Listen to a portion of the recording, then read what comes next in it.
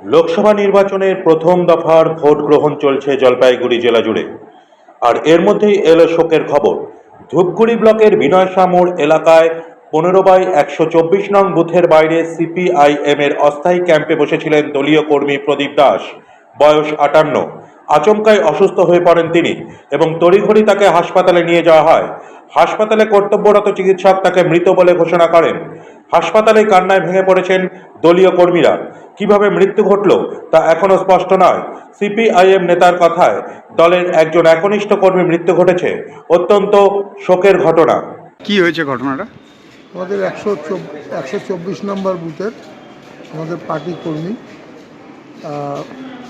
উনি হচ্ছিল সকালবেলা থেকেই পার্টির বুথে বসে পার্টির কাজকর্ম করছিলেন, নির্বাচনী যে কাজ এই কাজ করছিলেন। হঠাৎ করে অসুস্থ বোধ করে হসপিটালে নিয়ে আসা হয় এবং হসপিটালে নিয়ে আসা কিছুক্ষণ পরে উনি এক্সপায়ার করেন।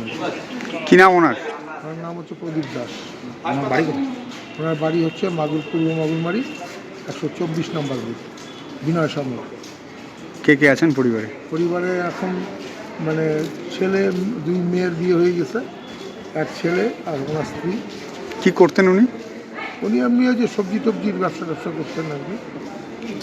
কি বলবেন মর্মান্তিক কি ঘটনা? এটা তো আমাদের ওই বুথে পার্টির একটা ভয়ঙ্কর ক্ষতি হলো। আমাদের খুব একনিষ্ঠ কর্মী আর কি।